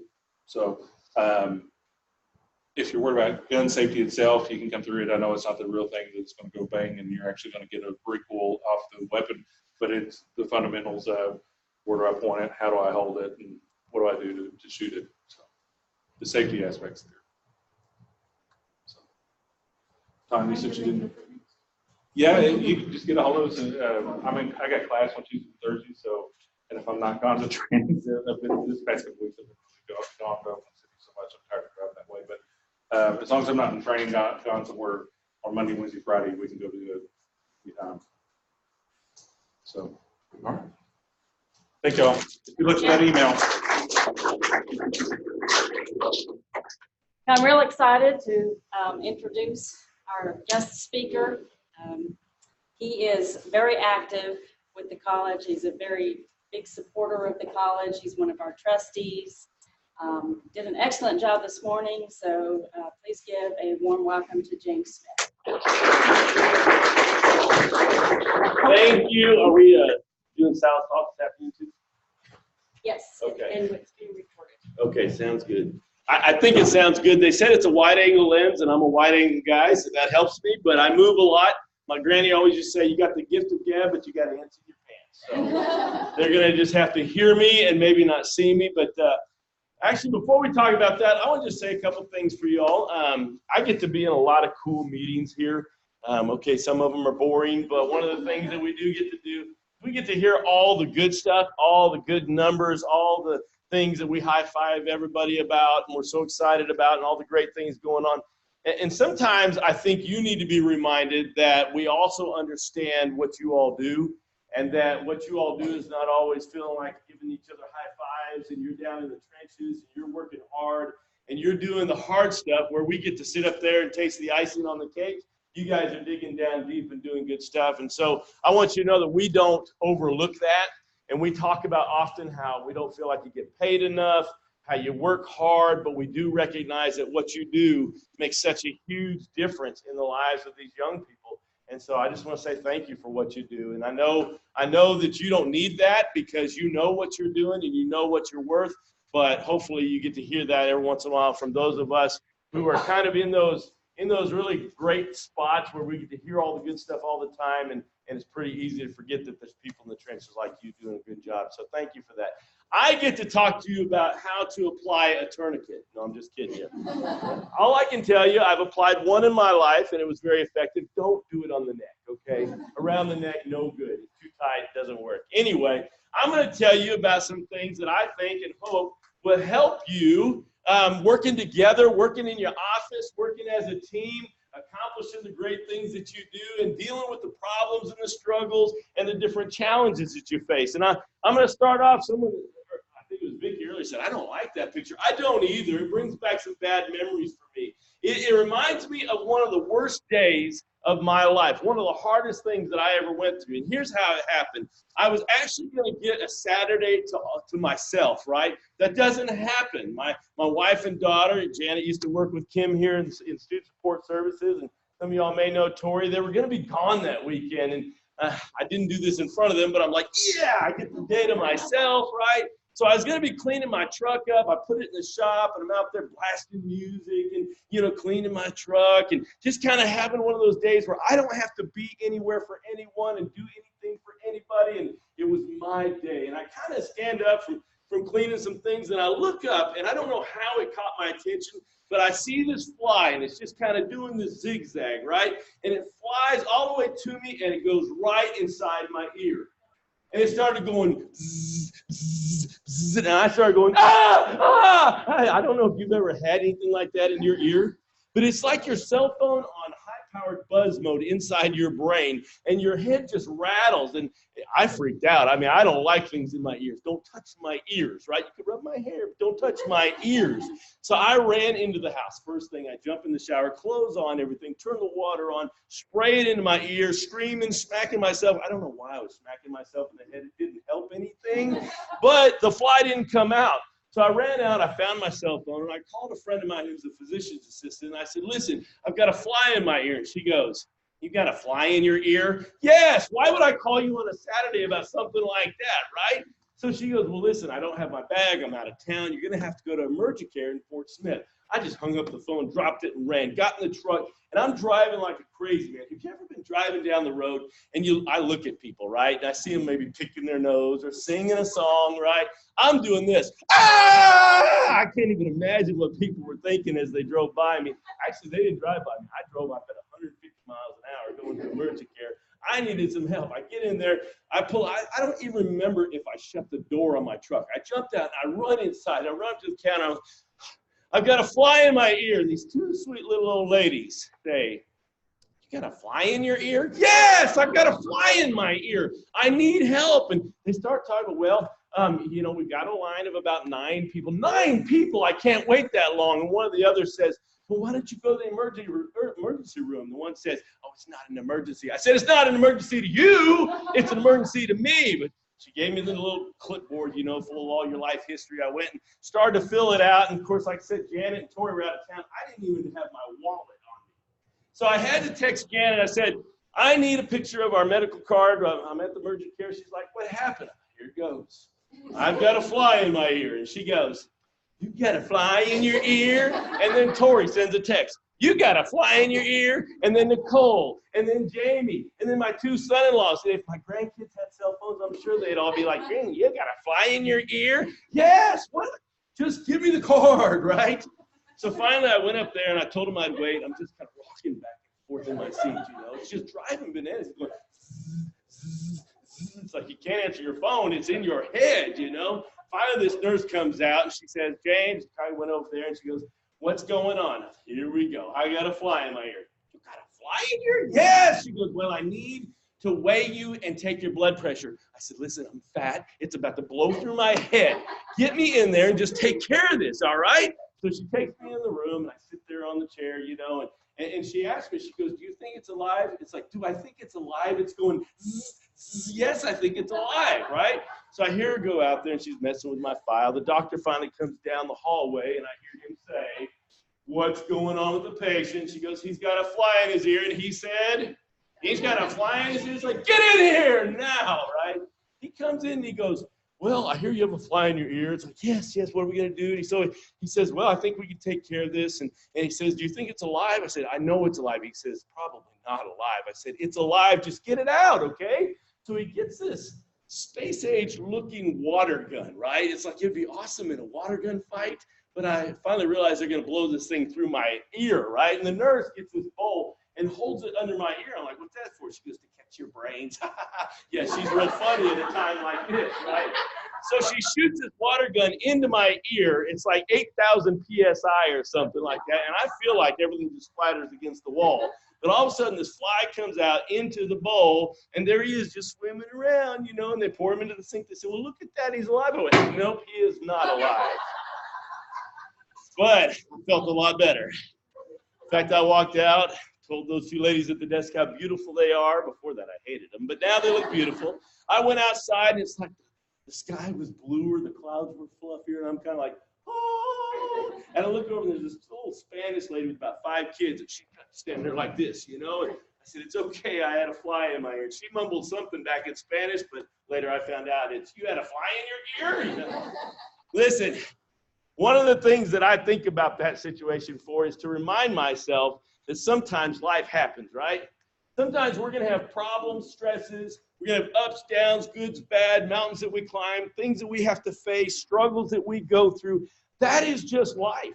If you're going to live a day in this world, you're going to deal with some sort of problem. Some of them are big, some of them are small. Some of them are really going to cause you have to give a lot of your life and energy. Some of them you can probably take care of like that, but you're going to have issues every day. That's not the question. By the way, when it comes to problems, if you're like me, sometimes this is how you feel your day goes, right?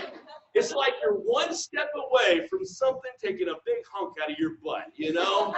And if you're like me too, you're like this guy here who makes the big mistake. He is falling down because he's trying to save the camera.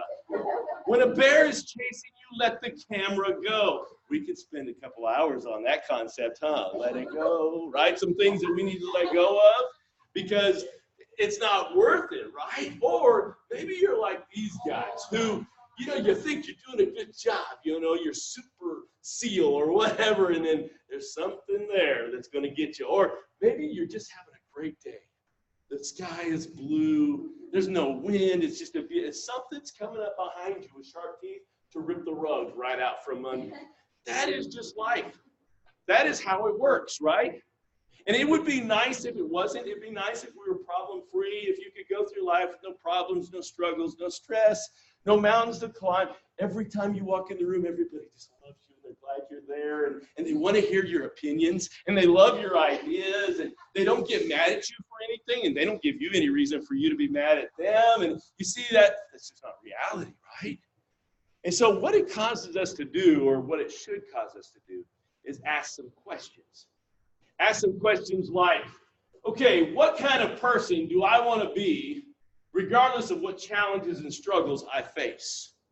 Or some questions like, what kind of integrity or what kind of character do I want to possess and be able to display whenever I deal with a conflict or have a problem come my way or have to face an issue? Or maybe even a question like, do I believe that I want to be a part of something bigger than me, you know? Something that really, really makes an impact on people's lives. And if I do I realize that I can't do that by myself? I've got to be a part of a team. And do I understand how important unity in that team is? And then the follow-up question says, what am I willing to do in order to obtain that? What am I willing to be in order to be a part of that team that makes that happen? And here's the thing, all right? Nobody gets to answer those questions for you.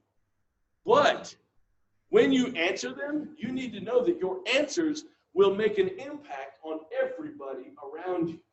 Anybody that is associated with you is going to be impacted on how you decide to answer those questions. And when you realize that, you realize how much influence, how much power you have, and that you actually do make a difference, that your place on that team is important, and your contribution to the team and your decision about how you're going to deal with problems and issues and face the struggles and the stresses, that all plays into it. And that all makes a difference. Now, here's the thing, talking about problems.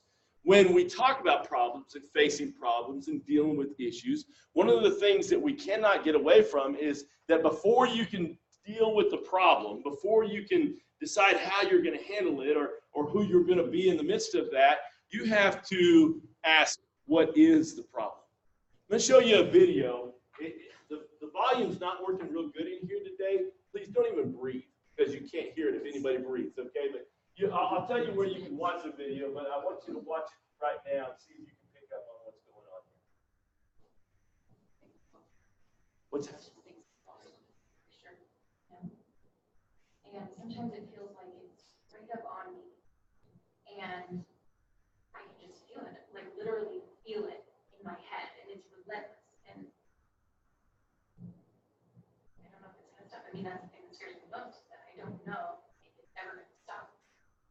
You have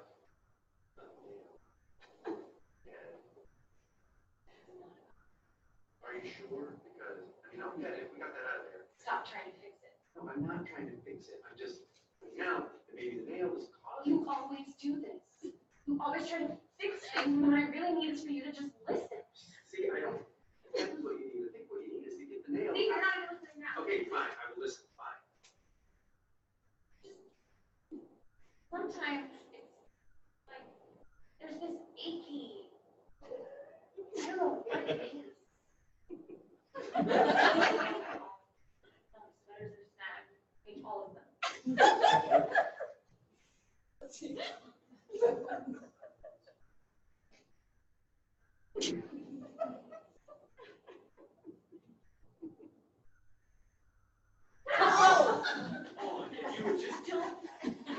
Yeah, good stuff, huh?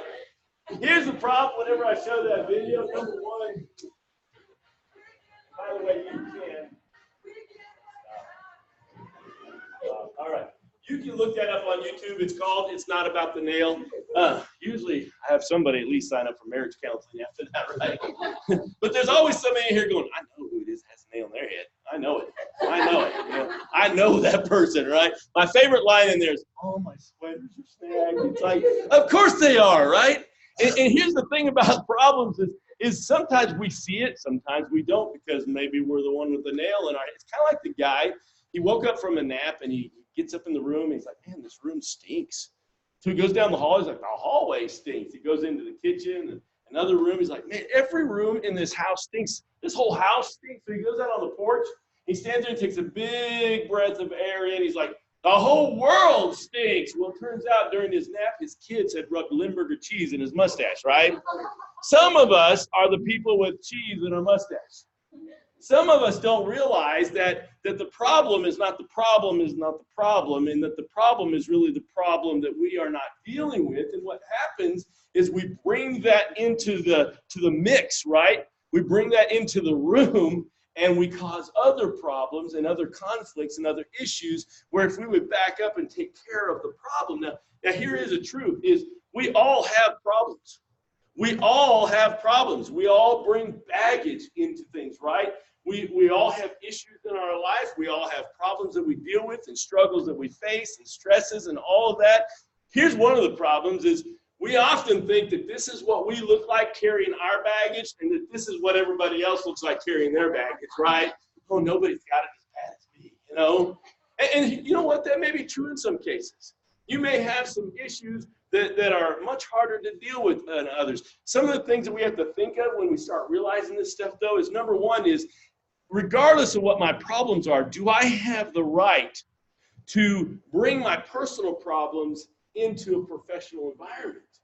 Now, sometimes it's just unavoidable, and sometimes just because of our humanity, and just because we get weak in moments, and just because we are human beings that are not perfect, we will do that, right?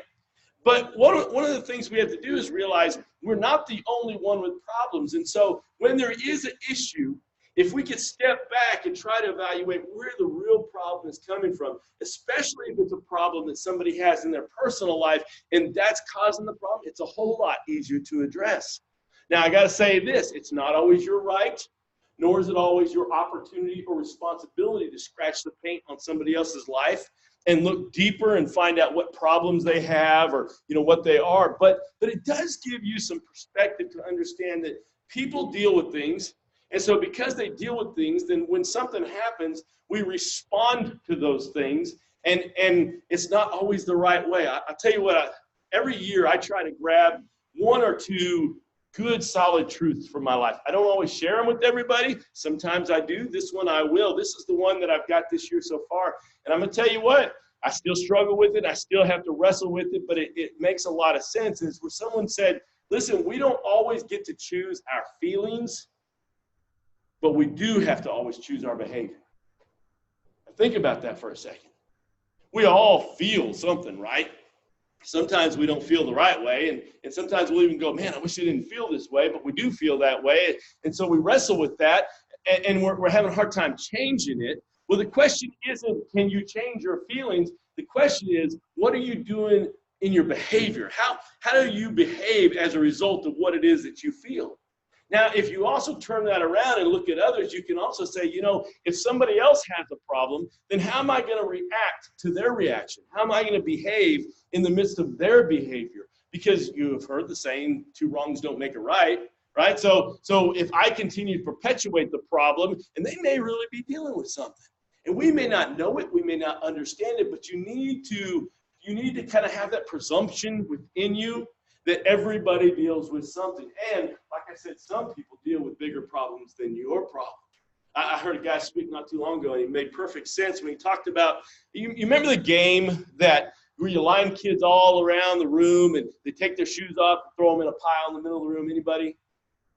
Okay, so the three of you that agree. There is a game, okay, where you line the kids around the room, they take their shoes off, throw them into a pile, and when someone says go, they race into the pile and they get their shoes and put them on their feet, and the last one is the loser and everybody makes fun of them, and they cry and go home and all that stuff, right? Really not how it works. But he said, imagine if instead of shoes, it was your problems. And so everybody throws their problems right there in the middle of the room, and so we all get to see them. He said, you know, I'll bet you 9 times out of 10, we're going to race to that pile and dig for our own problems to take them with us when we see what other people are going through and what other people are dealing with. That makes a lot of sense. And whenever we understand things like that, well, then it helps us work on something that really makes a difference in the team and how we deal with problems. That is our attitude, right? Our attitude makes such a big difference. In fact, if I was to quote, and I don't do this often, I think this is the only time I've ever done it, to quote Captain Jack Sparrow, he said, the problem is not the problem is your attitude about the problem. In fact, I think you could probably even take off this last part and just say sometimes the problem is our attitude. How do we act? How do we behave? What is our attitude when there is a problem, when there is an issue, when there is something that we have to deal with? And it's going to happen. It's going to come up. What does it cause us to say? How does it cause us to treat others? What does it mean when we talk about others in the midst of that problem? Does it make it better? Does it make it worse? What are we willing to sacrifice? What are we willing to do? Are we willing to even stop and look at the problem and ask probably one of the most powerful and humbling questions that we have to ask, and that is, am I the problem? That's a big one. That's a tough one to deal with, right? But that takes some honesty and that takes some maturity for us to say, okay, when I do this, or when I say that, or when I'm involved in this, am I a plus or a minus? Am I moving us forward or holding us back? Am I helping to raise the ship up, or am I part of what's sinking it? You know, what is my part in it? In fact, is my part a lot bigger than maybe what I realized? And then we can start asking questions like, what am I willing to do? What am I willing to sacrifice for the sake of the team, for the sake of the mission? What am I willing to be? Who am I willing to be in order to see us not only get through this issue of problem, but be successful on the other end? That's how we pave the road with success, is with our attitude and our willingness to say, what is my part in this? So when I was 17 years old, I had made a bunch of mistakes in my life and found myself enlisted in the United States Marine Corps. Now, every time I say that, and the older I get, I just turned 50 not long ago, 17 looks a lot younger these days than it did back then, right? Back then I thought, I can do this, I'm a man, right? Woo, when I look back and see 17-year-olds these days, I thought I was a baby going in there. But I was, and I didn't have a choice. It's where I went, it's what I did. And so I had to learn some pretty strong principles about life and even about leadership right away. And one of the things that I really worked hard to do was to be a leader, to get promoted, to be in a position where I was growing and learning. And so in my time, and I spent all my time in the United States Marine Corps infantry, we ended up in the deserts of Saudi Arabia and Kuwait during Desert Shield and Desert Storm. We were over there for quite a while. And I became a platoon sergeant, and we had this guy who was assigned to me. His name was Lance Corporal Dvorak. We call him DV because I couldn't say his name right all the time. But what happened was during wartime, all the extracurricular activities are ended, and he was on the Marine Corps powerlifting team. So this guy had like bowling balls on his arms. I think he had muscles in his teeth. I mean, this dude was just like a brute, right? And yet at the same time, they told me, they said, he's a problem.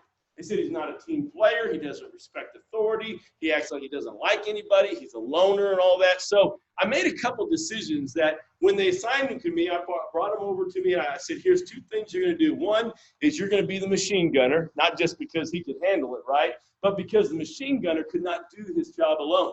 You needed at least 5 or 6 other guys carrying rounds in their backpack to help support him and give him ammunition. But the other thing I told him is you're going to be right next to me at all times.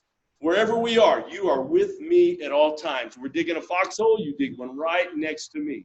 So the time came for the ground battle, and one of our jobs, we were Task Force Ripper. Our job was the very front lines. We had no vehicles or anything. We were totally on foot, and our job was to provoke the enemy to come across and fight and to clear a path for the rest of the United Nations forces to be able to come through. Well, the night we got to Kuwait on the first night of the ground battle, we came to a minefield, and so we took pencils. If you imagine that's a pencil, we had to break the metal ends off of them with the eraser because you couldn't have anything metal. And we would stick them in our hands and get all online and just go a couple steps at a time, sticking them in the sand, looking for mines because it was a minefield. And we'd mark the mines. We'd use those chem lights where you break them and shake them, and it would glow. And we were able to create a path for the rest of the forces to come through to free Kuwait. Well, we got through the minefield, and on the other side, found a little bit of enemy, but they didn't have a big will to fight. We were good with that. So we got to a place where it was time just to dig our foxholes, dig in, and provide protection for the rest of the forces coming through.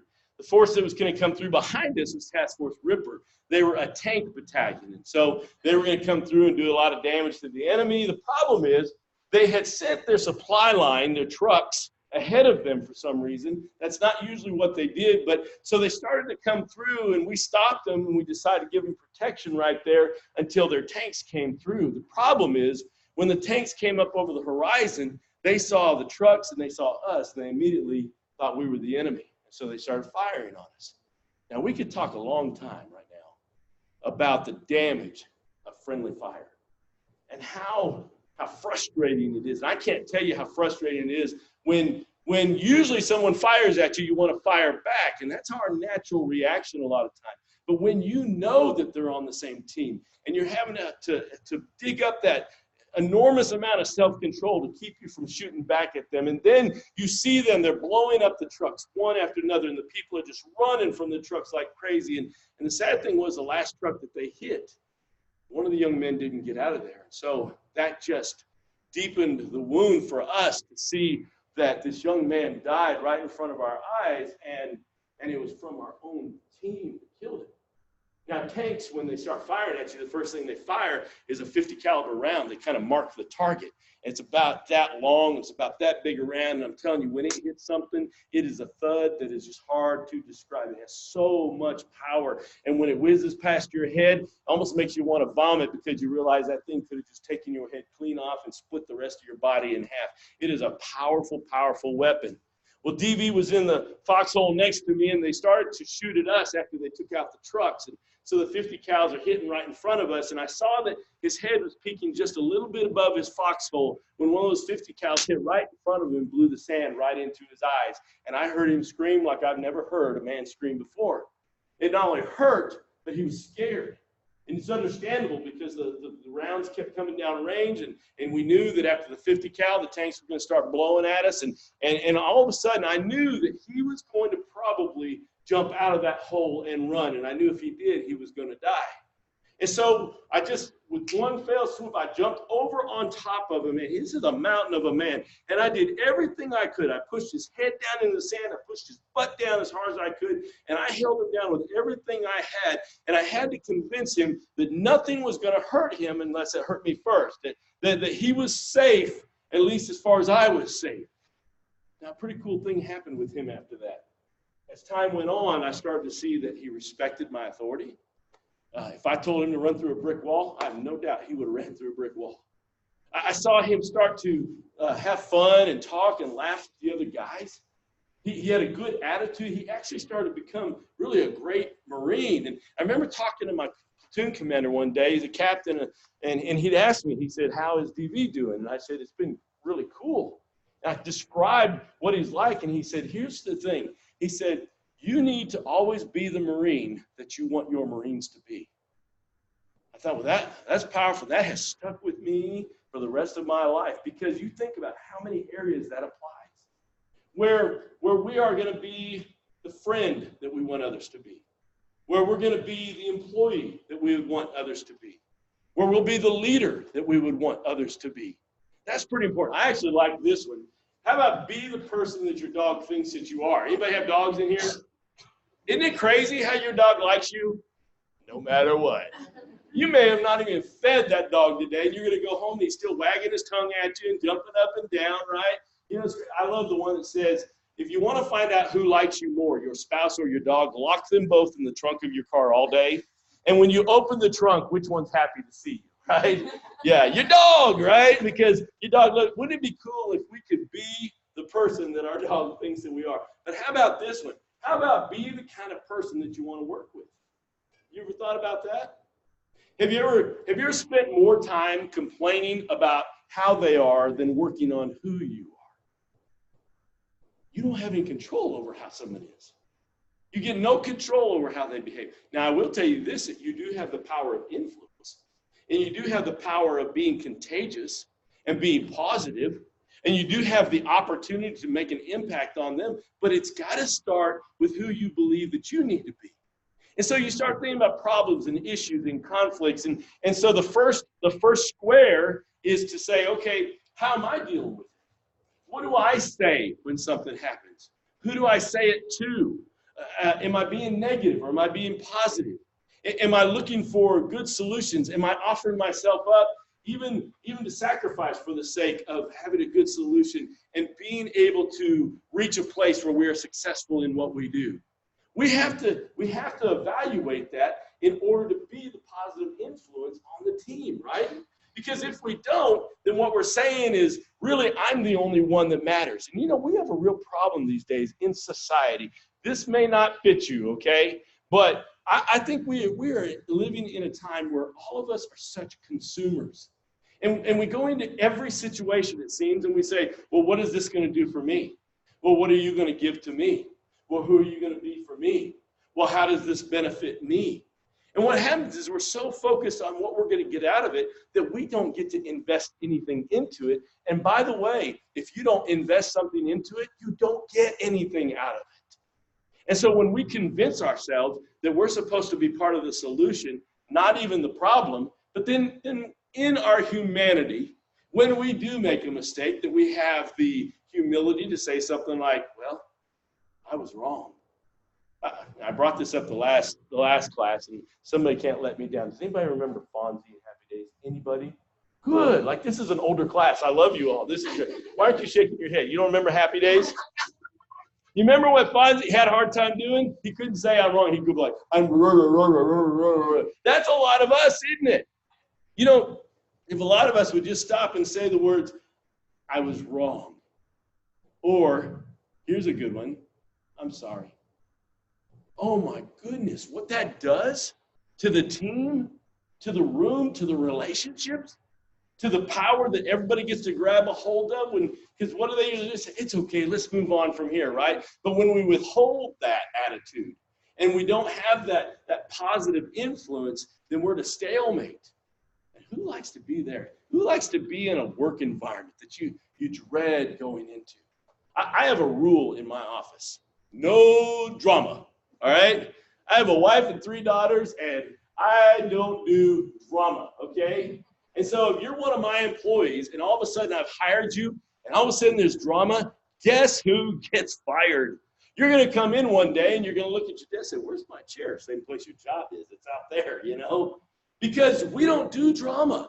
It is so vital to me and my business that my people get along and love each other. And so I will do things. I try not to make so much competition for them to where they get mad at each other. A lot of the things I do, it's a team, I call it the team blessing, but the team reward, okay? So in other words, if one person does something, everybody gets rewarded for it. Now, they may get rewarded more for it than the others do, but it's important for me to make sure that I set them up to enjoy being around each other. They'll show up earlier. That's a novel idea, right? They'll stay late if they need to. They'll work when I leave. And I mean, that's important to me as a business owner, but it's also important to me just as having a team that I want to accomplish good things. People need to get along. Nobody likes to be in that situation. So let me share 2 more thoughts with you, and then you're out of here. Number 1, I love Zig Ziglar. He has so many great things, but listen to what he says. He says, when you focus on problems, you get more problems. When you focus on possibilities, you have more opportunities. So when the problem does come your way, and it's going to come your way, or the issue arises, or the conflict takes place, or whatever, don't just, get so upset and out of sorts. Here's the thing, those things have to exist. They have to exist. Number 1, you're not going to be able to avoid it. But number 2, if those things don't exist, you don't learn, you don't grow, you don't mature, you don't hone your skills, you don't find reasons to come together better as a team. Without those problems and without those obstacles and challenges, you're not going to improve and you're not going to be successful. Here's another way that I like to look at it. How many of you all like chocolate chip cookies? Huh? Yeah? I love chocolate chip cookies, right? Actually, I'm a chocolate chip oatmeal cookie guy.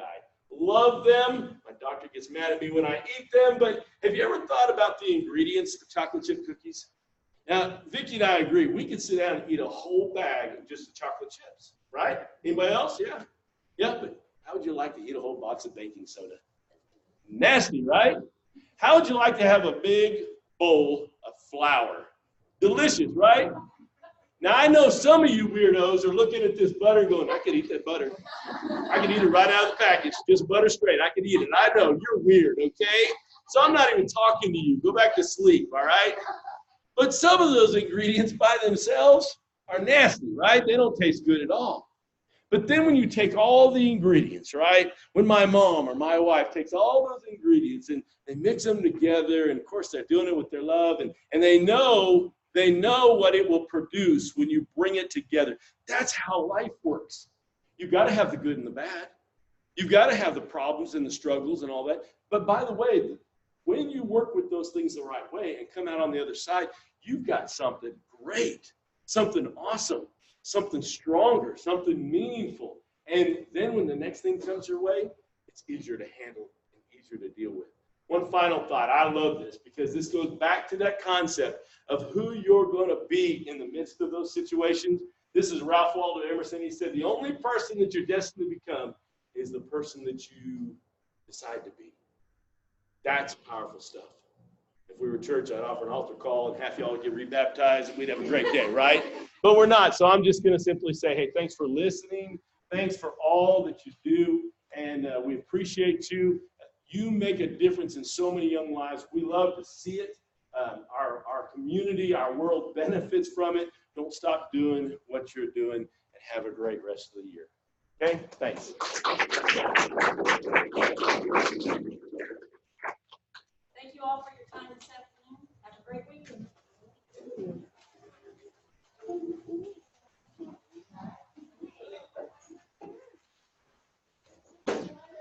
Sorry, I didn't give as good of a. Don't you worry. introduction. Jay always like lathers me up. I'm like, dude, who are you talking about? Enjoyed it. Thank you so much. Thank you so much. Glad you're here. Glad you're here. Thanks.